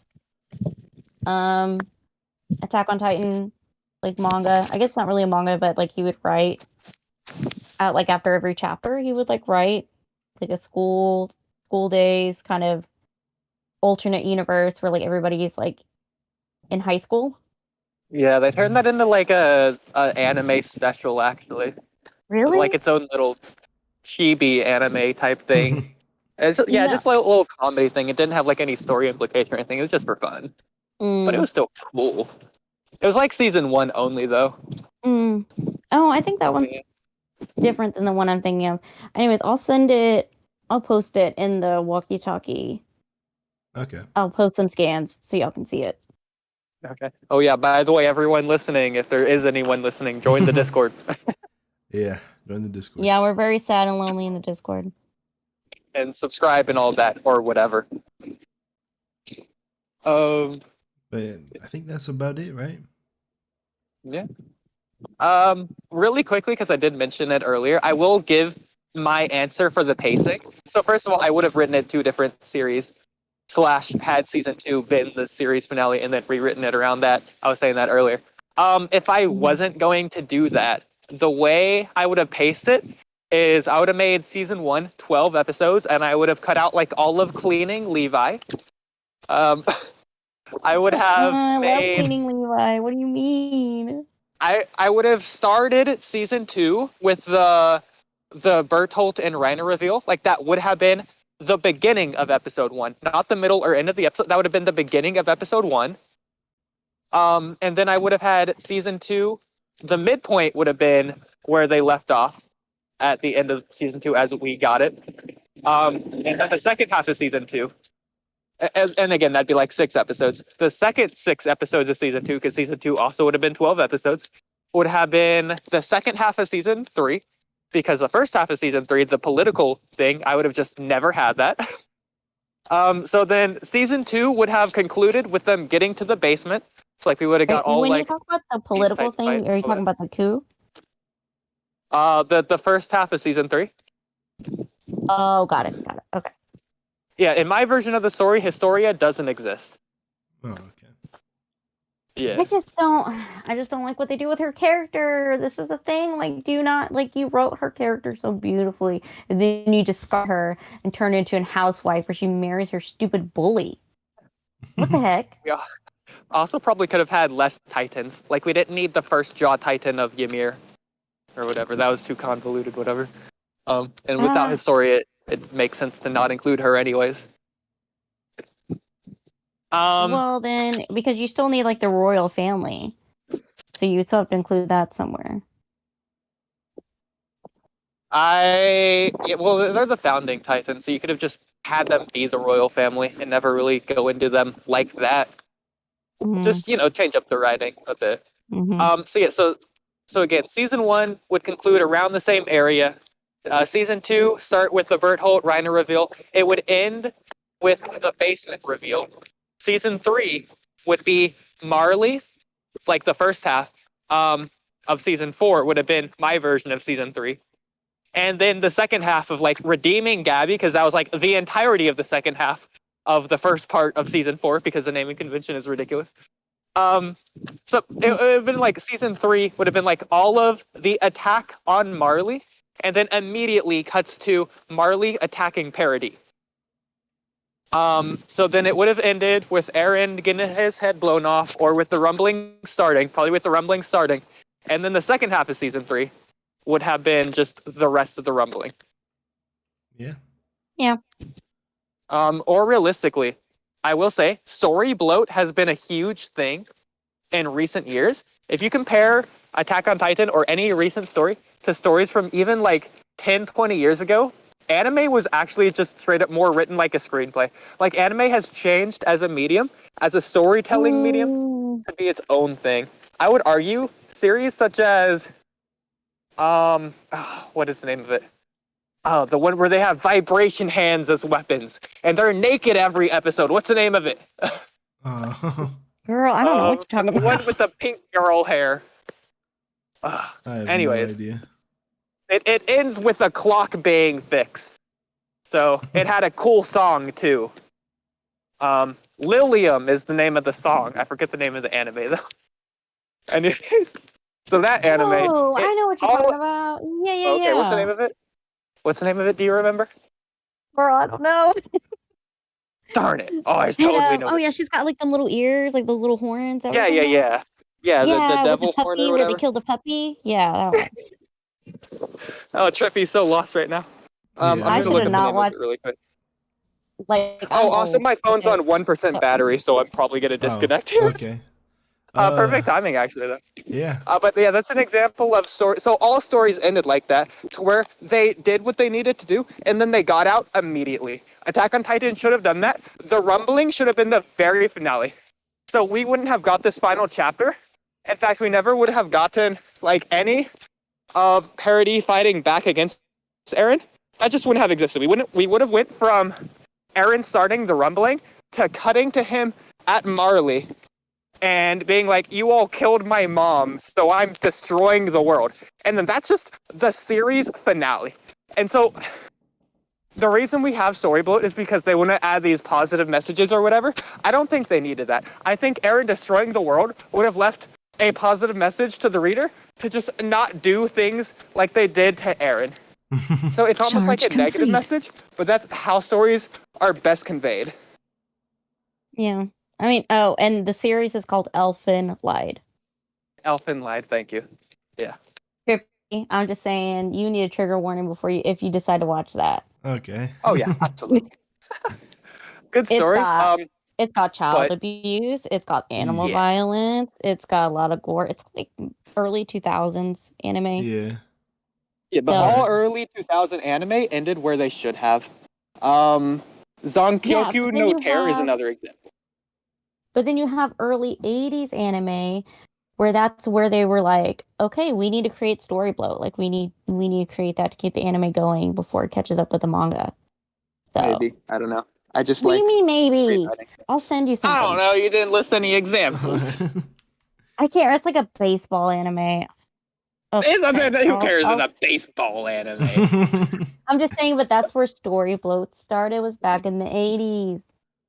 Okay, well then they stopped it for the 2000s and 90s. Trippy Yes, in this you're thing. welcome. All right. Well, You're welcome. thanks everybody for coming before Oodie's phone dies and he inevitably disconnects. Thanks for coming. We got 2 people watching right now, so thanks for sticking through the whole thing.